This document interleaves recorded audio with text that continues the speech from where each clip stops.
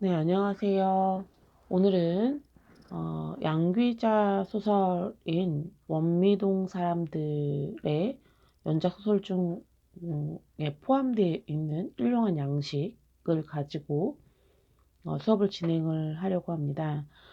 오늘자 수업은 4월 21일 수업이고요. 오늘 수업은 공지사항에 이미 언급된 대로 따로 읽기 과제가 나가지는 않지만 이 수업과 관련해서 교수자가 학생들에게 수업 중간에 정리했으면 좋겠다라고 생각하는 그 부분들에 대해서 제가 여러분들에게 언급을 할 거예요. 그 부분을 여러분들이 자유롭게 필기를 해서 과제란에 올리면 됩니다. 어, 그 부분을 하는 시간은 그렇게 많이 걸리지 않기 때문에 당일 날 제출을 원칙으로 하고 있습니다. 공지사항에 몇 시까지 제출하라는 내용이 있습니다. 그 지시사항에 맞춰서 여러분들이 올리시면 될 것 같습니다. 과제란에 가면 있습니다. 과제란에 제가 지금 확인해 보니까 오늘 밤 10시까지 올리시면 될 것 같습니다. 잊지 말고 올려주시기 바랍니다. 그리고 또 하나 여러분들에게 공지사항이 있는데요. 제가 어제 공지사항을 작성을 했는데 날짜를 잘못 본 것 같아요. 다음 주 수업이 4월 28일인가요? 네, 4월 28일 날 있는 걸로 알고 있거든요. 근데 제가 5월 달로 약간 그 헷갈려가지고 5월 달로 인지를 하고 있었는데 4월 28일이 우리가 수업이 있는 날이에요. 근데 그때에 또 이제 공지사항이 나가긴 하겠지만 지난번에 이야기했던 대로 이번 주는 읽기 자료 숙제가 없는 대신에 다음 주에는 읽기 과제 숙제가 나갑니다. 하나는 그 윤대영의 은원악기 통신이고요. 다른 하나는 김영하의 그 호출이라는 소설입니다. 두 작품을 여러분들이 네, 올리셔야 됩니다. 그 주 마지막 주까지 올리셔야 됩니다. 그래서 다음 주에는 아마 숙제가 2가지 정도 나갈 것 같아요. 이번 주에는 숙제가 없지만, 뭐 미리 일찍 하고 싶은 학생들은, 일찍 들어오셔서 하셔도 됩니다. 제가 강의 자료에 그 윤대영 소설을 올렸고요. 그리고 이제 김영하 소설도 이번 주대로 올릴 예정인데요. 김영하의 호출을 올릴 예정이에요. 그 두 부분을 과제란에 읽기 과제 관련돼서 숙제를 올릴 건데 그 숙제는 다음 주 화요일까지가 아니라 그 다음 주 주말까지 올리는 걸로 하고요. 다음 주 수업은 윤대영의 은어낚시 통신과 그리고 90년대 소설의 전반적인 부분에 대해서 진도를 함께 나가려고 합니다. 김영하 소설과 관련된 부분은 우리가 5월 11일 날, 네, 5월 12일인가요? 네, 5월 달에 대면 수업을 하면 김영하와 관련된 수업은 그때 같이 가서 진행을 하려고 합니다. 그래서 온라인 수업은 80년대까지 정리를 하고 가려고 합니다. 그래서 대면 수업을 하고 그 주에 관련돼서 어느 정도 이론 수업 이렇게 진행될 거다라고 이제 학생들에게 공지한 다음에 그 다음 주에는 중간고사를 보려고 합니다. 60년대부터 80년대까지 여러분들이랑 같이 수업했던 부분에 대해서 중간고사를 진행을 하려고 합니다. 그러니까 여러분들 이제 미리미리 공부를 좀 해 놓으셨으면 좋겠습니다. 그래서 기말고사 같은 경우에는 90년대에 2000년대와 2000년대 소설을 가지고 네, 수업을 진행을 하려고 합니다.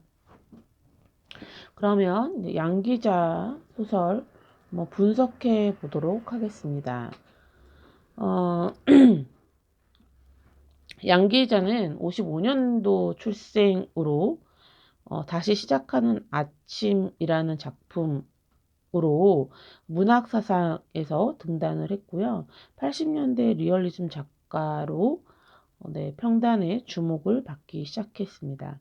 대표적인 작품으로는 밑에 있는 작품이 있고요. 이 부분은 이제 시험 문제 나오진 않아요. 그냥 대충 양기자가 이런 작품을 했다라는 식으로 여러분들이 이해하고 있으면 될 것 같습니다. 양기자 소설에 대해서 이제 우리가 살펴볼 필요가 있는데요. 앞서서 이야기했듯이 작가의 작품을 살펴보고 분석하는 데 있어서 그 작가가 살았던 80년대를 따로 떼서 설명을 하기가 되게 어려워요. 앞에서도 언급을 했지만 80년대는 한국 사회에 있어서 모순된 양상을 보여주고 있는데요. 그 양상이 뭐냐면 그 전까지만 하더라도 한국 사회의 토대를 이루고 있던 것이 농경 문화였는데 그것이 70년대의 산업화로 인해서 주변부로 밀려나게 됩니다. 70년대부터 공장들이 들어서게 되고 산업 인력의 수요로 인해서 인구가 도시로 집중화하게 되죠. 그렇게 되면서 이제 80년대는 완전한 산업화와 근대화를 이루게 되는데요. 이때에 80년대 사회는 물질적인 부를 축적하게 됩니다. 이 물질적인 부는 동시에 어떤 양극화를 보여주고 있습니다. 80년대 산업화에 있어서 어떤 그 산업 자본주의로는 성공을 했지만 좀 약간 혼란의 양상을 띠게 됩니다. 그러니까 부자가 있으면 반대편에는 가난과 소외가 네, 생기기 마련이죠.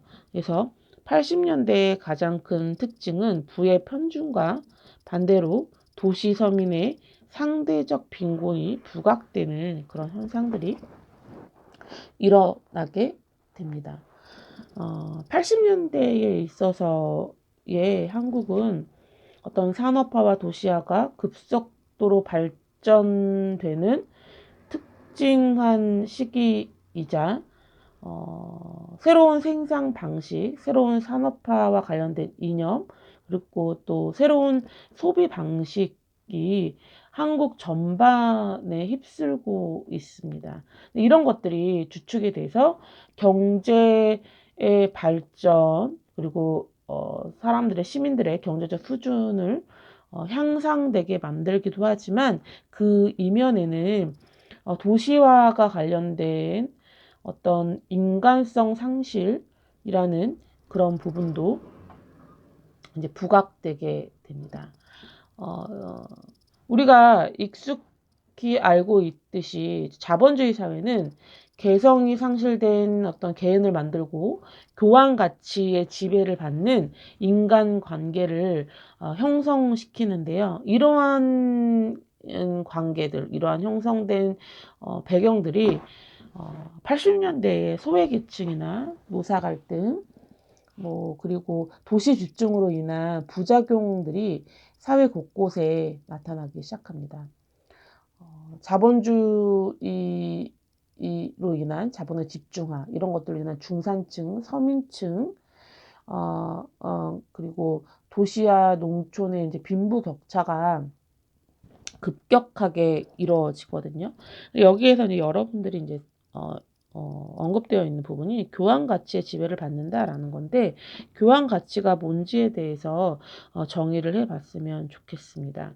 그래서 여러분들이 필기를 할 때에 이 교환 가치가 의미하는 바가 뭐냐라는 부분을 정리를 했으면 좋겠습니다. 이 교환 가치는 이제 절대적 가치를 상실하게 되는 어떤 기본적인 이념인데요. 예를 들어서 이제 이런 겁니다. 뭐죠? 웃긴 이야기일 수도 있겠지만, 뭐, 송혜교와, 네. 송혜교 너무 오래됐나요? 요즘, 뭐 있죠? 요즘 인기 있는 연예인들? 네. 레드벨벳. 또 오래됐나요? 뱃 맞나? 그 다음에, 뭐, 방탄소년단, BTS, 이런 연예인들이 있다고 해봅시다. 그러면 이 연예인들의 사인을 받겠어요? 아니면 제 사인을 받겠어요? 연예인들 사인을 받겠죠? 똑같은 사람임에도 불구하고, 가치를 나누는 기준은 되게 달라집니다. 제가 광고에 출연했을 때 받을 수 있는 돈은 기껏해야 1, 200일 거예요. 그런데 여러분들이 좋아하는 아이돌 가수나 연예인들이 광고에 출연해서 받는 돈은 적게는 몇 천이고 많게는 몇 억 사이로 받잖아요. 이런 게 바로 교환 가치라는 겁니다. 이해되셨나요? 네. 이 교환 가치에 대해서는 여러분들이 따로 조사를 해서 조금 더 언급을 했으면 좋겠습니다. 그래서 이런 것들이 소외계층, 노사 갈등, 뭐 이런 것들을 일으킨다라는 겁니다. 그래서 1980년대의 리얼리즘 소설은 어떤 거대 소사, 이념보다는 주변부의 목소리, 그러니까 개인 서사, 네, 미시 서사에 오히려 관심을 갖는 그런 리얼리즘 소설들이 나오기 시작했다. 그러니까 거대 서사의 내용들이 남성 작가들 중심으로 이루어져 있었다면 미시 서사, 그러니까 개인 서사, 가족 서사라고 볼 수 있겠죠. 이런 서사의 리얼리즘은 여성 작가들이 많이 그리고 있어요. 그러니까 여성의 섬세한 문체라든지 이런 것들이 소설의 어떤 내용적인 면, 작품성을 조금 더 풍부하게 했다라고 볼 수 있겠습니다. 양기자 소설은 1980년대 말부터 90년대까지 이제 탄탄한 스토리로 이루어지고 있는데요. 80년대 소설의 특징은 현실의 중심에서 벗어나 있는 평범한 사람들의 비통하고 비루한 삶을 그리고 있다라고 보여집니다. 그러니까 양기자는 그 이제 아버지가 없고, 그리고 큰 오빠와, 그러니까 위로 이제 오빠가 5이에요. 그리고 이제 막내로 태어났는데, 좀 이렇게 귀여움을 많이 받았다라고 보여지죠. 1970년대에 전주여고를 입학을 하고, 그리고 이제 고등학교 때부터 백일상이랑 문예현상 공모에 참가하면서 글쓰기와 관련돼서 두각을 보이기 시작을 합니다. 그리고 74년대에 원광대학교 국어국문학과 문예 장학생으로 들어가서 4년 동안 장학금을 받으면서 네, 학교를 다녀요. 어떻게 보면은 대단한 모범생이라고 볼 수 있겠죠. 80년대에 결혼을 하게 되는데요. 80년대 결혼을 하고 나서 이제 남편과 함께 서울 정릉이라는 곳으로 이사를 하게 됩니다. 이렇게 결혼한 전후에 정말 열심히 글을 쓰기 시작해요. 1986년도부터 87년도까지 멀고 아름다운 동네를 시작해서 비 오는 날이면 가리봉동에 가야 한다. 원미동심 불씨 차츰 여자 뭐 이런 식으로 11편의 단편들을 쭉 씁니다. 그래서 이제 이런 것들을 연작 소설 원미동 사람들로 이렇게 하게 되는데요.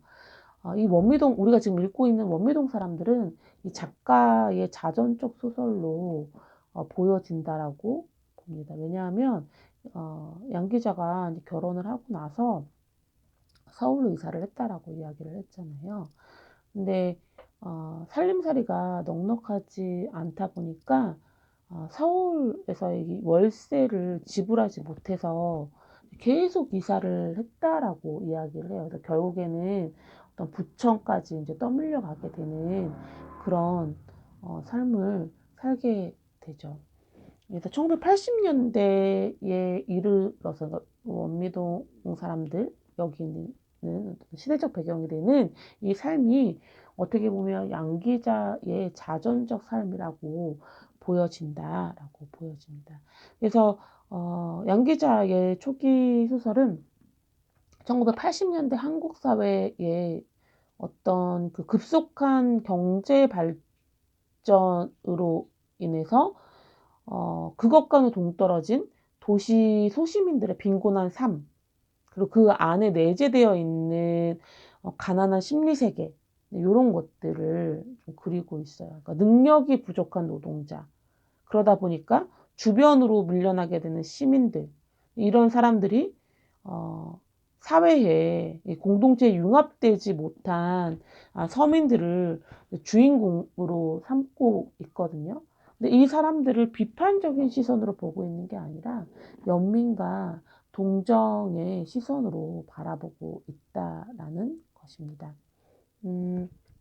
작가가 그리고 있는 이 원미동이라는 지역은 뒤에서도 조금 더 언급을 하겠지만 변두리에 사는 사람들의 어떤 일상적인 삶, 그리고 원미동 사람들을 지배하고 있는 어떤 일상에 대한 체념, 무반성적인 태도, 이런 것들을 통해서 성장과 소외, 풍요와 빈곤이 공존했던 80년대의 소시민적인 삶을 잘 보여주고 있다라고 봅니다. 90년대에 들어서 조금 더 이제 양기자의 소설적인 그런 것들이 좀 이제 변화를 갖게 되는데요. 90년대 이제 소련이 몰락을 하게 되거든요. 이 소련의 몰락은 세계사적으로 많은 변화를 가지고 옵니다.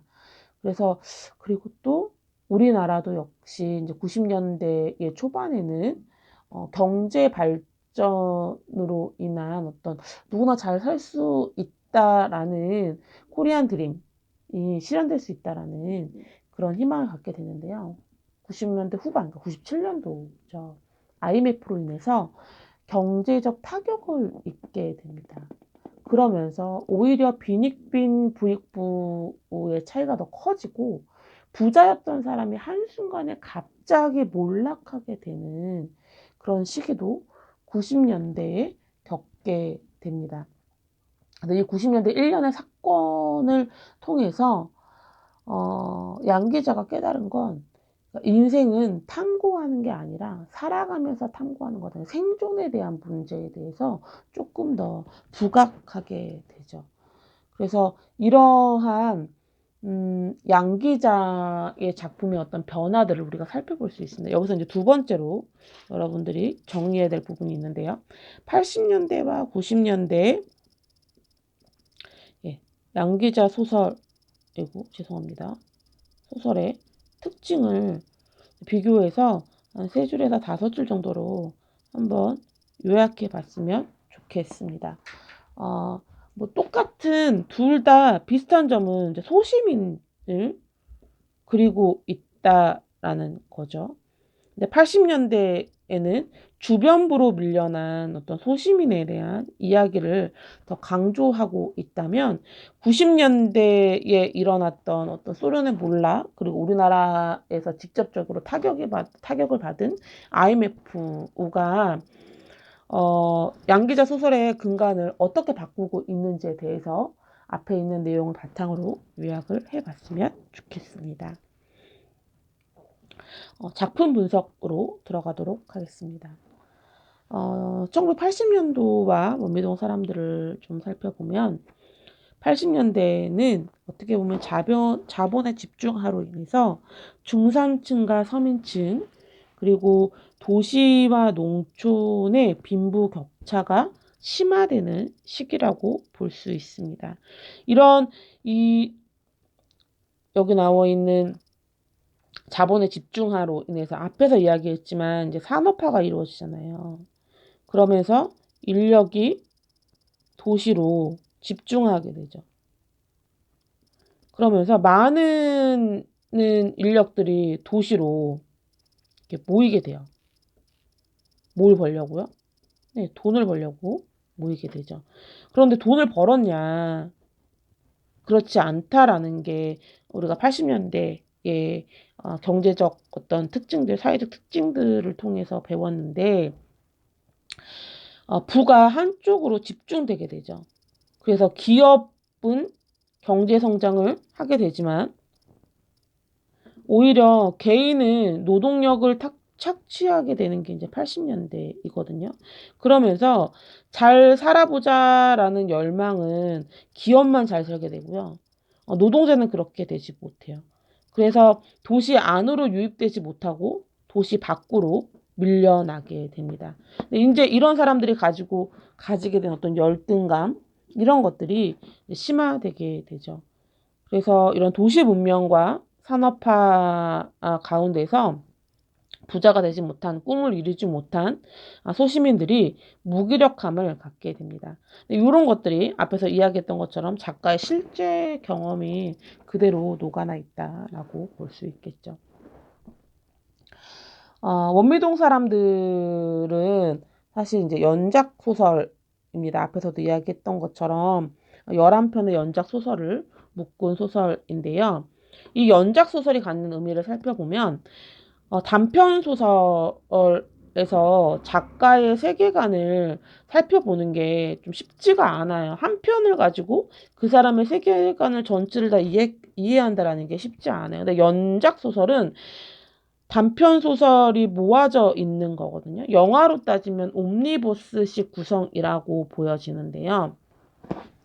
이런 구성들은 작가의 세계관들이 약간 조금씩 비춰져 있어요. 그런 것들을 합치다 보면 작가가 무엇을 중요하게 여기는지에 대한 주제의식을 파악할 수 있습니다. 그래서 연작소설은 동일하지 않는 현실 세계를 형상함에 있어 단편 소설이 그리지 못한 광범위한 어떤 세계에 대한 이해를 가지고 올 뿐만 아니라 작가의 주제 의식을 확인해 볼 수 있다라는 게 이 연작 소설만이 가지고 있는 매력이라고 보여집니다. 네. 원미동의 의미를 찾아보도록 합니다. 단지 작품 분석으로 들어가는데 여기 나오는 원미동, 멀원, 아름다울 비라는 뜻을 가지고 있죠. 풀이해 보면 멀고 아름다운 동네라는 의미인데요. 이거는 이제 멀리서 있을 때만 아름다워 보인다. 그러니까 이런 어떤 무릉도원, 그러니까 아득한 거리에 있을 때, 그러니까 내가 잡지 못한 거리에 있을 때가 아름다운 동네라는 그런 의미가 아니라 희망을 멀리 있지만 그곳을 향해 가야 되는 그런 어떤 희망을 만들어내야 되는 어떤 의지가 실린 그런 의미를 가지고 있습니다. 원미동 주민들은 살펴보면 현대 사회에 있어서 이 자본주의 사회에서 소외된 인물들입니다. 그렇지만 여기 나와 있는 사람들은 절망적인 현실을 마주하고 있지만 희망을 버리지 않는 사람들로 구성되어 있다라고 보여지겠죠. 이해되시나요? 네. 제가 이 원미동 사람들 제가 텍스트로 내준 훌륭한 양식에서 여러분들이랑 함께 보고자 했던 인물은 김반장입니다. 이미 제가 알기로는 중학교, 고등학교 시절에 한 번쯤 훌륭한 양식에 대해서 여러분들이 단편 소설로 접해봤을 거예요. 그래서 어렵지 않은 소설이겠죠. 어떤 내용인지 아시죠? 이제 형제 슈퍼를 운영하고 있는 김 반장이 있습니다. 근데 동네에 슈퍼가 하나뿐이다 보니까 되게 나태해요. 이제 물건도 깨끗하지 않고 이제 마을 사람들도 정으로 이제 뭐 이렇게 사서 먹는 거지 물건이 좋아서 사서 먹는 건 아니에요. 근데 그러다가 이제 쌀을 팔았던 경원애가 돈을 벌어서 김포 슈퍼를 만들어요. 사람들이 봤을 때 김포 슈퍼 물건이 더 깨끗하고 그리고 물건의 신선도가 좋다 보니까 네, 형제 슈퍼를 이용하지 않고 김포 슈퍼를 이용을 하게 되죠. 근데 그러다 보니까 김 반장이 이제 과열 경쟁을 하게 되죠. 물건을 조금 더 싸게 팔게 되는데 그 싸게 파는 정도가 제 살 깎게 먹기라는 거죠. 근데 여기 원미동 사람들은 기존에는 형제슈퍼를 이용했지만 좀 더 물건이 좋고 이러다 보니까 김포슈퍼로 또 옮긴단 말이에요. 그러나 또 형제슈퍼가 싸요. 그러니까 또 옮겨요. 이런 치열한 이 싸움을 벌이고 있는데 여기서 뭐 고래 싸움에 새우등 터진다 뭐 이런 말도 여기 나오게 되죠. 근데 그때에 눈치 없게 싱싱첨가물이라는 새로운 가게가 유입이 됩니다. 유입이 되면서 어 김포 슈퍼와 형제슈퍼 2파전이었던 그죠? 두 슈퍼의 싸움이었던 것이 세 곳으로 나누어지게 되면서 김포 슈퍼와 형제슈퍼가 손을 맞잡게 되고 그리고 이제 결국에는 어, 싱싱첨가물을 쫓아내게 되는데 근데 거기는 세대기 이제 얘기를 를 하죠. 전파사를 운영했던 아니 도대체 뭐 이렇게 그걸 쫓아낼만 하냐 뭐 이렇게 얘기를 하게 하는데 그때 얘기를 하죠. 우문현답식으로 다 먹고 살기 위해서 그런 거 아니냐라고 이야기를 하고 있습니다. 어떻게 보면 이 소설에 등장하는 사람들 중에 불쌍한 사람은 쫓겨난 싱싱첨가물 밖에 없는 것처럼 보여지지만 사실은 작가가 그리고자 하는 세계는 이 일련의 사건에 이 원문역 사람들이 다 동참하고 있거든요. 근데 그런 것들에 대해서 이제 비판적으로 그리고 있지 않아요. 되게 안타깝고 애정 어린 시선으로 그리고 있거든요. 그게 이제 마지막 대사에서 나와요. 먹고 살기 위해서 생존의 문제와 관련돼 있기 때문에 이럴 수밖에 없다라고 이야기를 하고 있습니다. 이 소설에서 그 갈등의 중심 인물로 이제 우리가 김반장을 들 수 있는데요. 일용할 양식에서 저는 이제 김반장과 관련해서 작품을 분석하겠다라고 이야기를 했잖아요. 어떻게 보면 김반장이라는 인물은 자신의 슈퍼를 지키기 위해 남의 가게를 매정하게 몰아내는 어떤 이기적인 인물을 그려지고 있고 이 이기적인 김반장이 사실은 그 한국 사회 전체의 어떤 대표성을 가지고 있다. 그러니까 적자생존, 남을 죽이지 않으면 내가 죽을 수밖에 없는 어떤 적자생존의 삶을 그리고 있다라고 이야기를 하고 있죠. 대표성을 가진 인물로. 하지만 이 인물 또한 매정하게 그리고 있지는 않아요. 늙은 노무를 모시고 있고 김 반장이 가지고 있는 가정 형편을 잠깐 언급하고 있잖아요. 근데 이 김 반장이라는 인물도 살아남기 위해서는 이렇게 독해질 수밖에 없음을 피력하고 있다라고 보여지고 있습니다. 그래서 결국에 보면 김 반장의 이런 경쟁은 생존 경쟁이고 목숨을 담보로 한 투쟁이다. 이 원미동 사람들이 원미동 사람들이 이쪽 저쪽 왔다 갔다 하면서 물건을 싸게 파는 이런 모습들도 어떻게 보면은 우리가 살고 있는 모습과 다르지 않죠. 집 앞에 슈퍼가 있음에도 불구하고 이마트나 홈플러스를 찾아가잖아요. 한 푼이라도 더 아끼기 위해서. 근데 따지고 보면 그게 정말 더 싼가에 대한 질문을 하게 되거든요. 저도 지금 코로나19로 인해서 네, 뭐 경제 지원금 뭐 이런 걸 받아가지고 동네에 있는 마트를 이용하고 있어요. 근데 어떤 부분은 대형 마트가 더 싸기도 한데 실제로 구입해 보니까 동네 마트가 더 싸기도 하더라고요. 또 하나 지금 저희 동네에만 그런지는 모르겠지만 지금 제가 사는 그 골목에 편의점이 두 개가 있어요. CU와 GS 편의점이 두 개가 있거든요. 30m도 안 돼요. 그리고 제가 살고 있는 이 100m 반경에 편의점이 5개가 있어요. 무한 경쟁이죠. 치열해요. 그러니까 단골을 만든다라는 게 되게 웃기는 일이죠. 네. 여기에서 유일하게 그 한국유통이라는 슈퍼가 있거든요. 되게 오래됐어요. 이 동네에 있어서. 근데 거기가 편의점으로 바뀌지 않는 이유는 건물주예요. 그 한국유통이라는 그 슈퍼마켓이. 건물주가 아니고 새에 사는 사람들이라면 올라가는 새를 감당할 수가 없는 거예요. 그러니까 그러다 보니까 날밤을 새서 물건을 팔아야 되는 편의점으로 되고요. 되게 그런 거 있잖아요. 그러니까 같은 유사 편의점에는 몇 미터 이상에는 편의점이 또 생기지 않는다라는 법이 있는데 다른 편의점에는 그게 적용되지 않거든요. 그러다 보니까 10m도 안 되는 곳에 또 다른 편의점이 있고 같은 유사 업종의 편의점이 있거든요. 여기 세븐일레븐이라는 편의점이 지금 우리 동네 두 개가 생겼는데 하나는 큰 세븐일레점이고요. 다른 하나는 작은 세븐일레점이에요. 이렇게 출혈을 할 정도로 이렇게 만들어야 되나? 라는 그런 생각들이 드는 거예요. 그래서 조금 약간, 네, 좀 걱정이 되는 그런 부분들이 있습니다. 네, 그래서 여기 나오는 원미동 사람들 역시도 그런 우왕좌왕하는 그 모습이 현대를 살고 있는 우리의 모습과 다르지 않다라는, 네, 그런 생각이 듭니다. 넘기도록 하겠습니다. 그렇다면 이제 우리가 보고 있는 일용할 양식의 주제의식을 보도록 합시다. 형제슈퍼의 김반장과 김포슈퍼 경원의 그리고 싱싱청가물의 손님 확보를 위한 치열한 싸움은 사실은 어느 쪽이 잘못이 아닌 먹고 살아야 한다는 어떤 투쟁?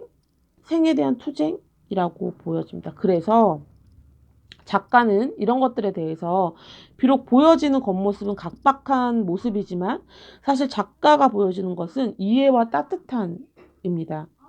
그래서 이 소설에서 작가는 어떤 대안을 제시하고 있냐, 이 원미동 사람들이 살고 있는 이 대안들, 같이 먹고 살 수 있는 방법은 무엇인가 라는 부분이거든요.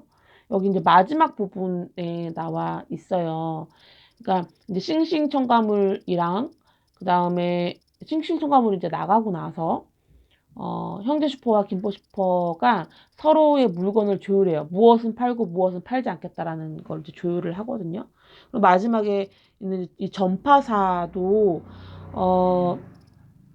기존에 있던 전파사의 세댁에 가서 먼저 노크를 하고 서로 다루고자 하는 품목을 조금 이제 조율하죠.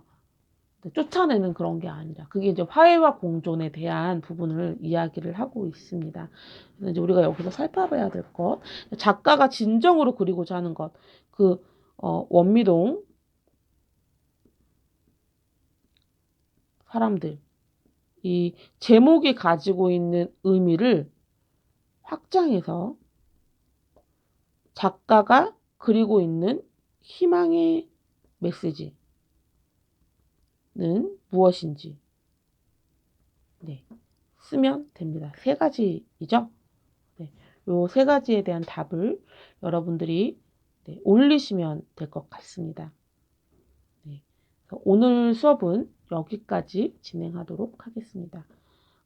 다시 한번 이야기하지만 이번 주에는 올리지 않으셔도 되고요. 다음 주에 이제 수업을 하면 제가 은어낚시통신이랑 그 다음에 김영하 소설 있어요. 그거를 그 다음 주 주말까지 올리게끔 해놓겠습니다.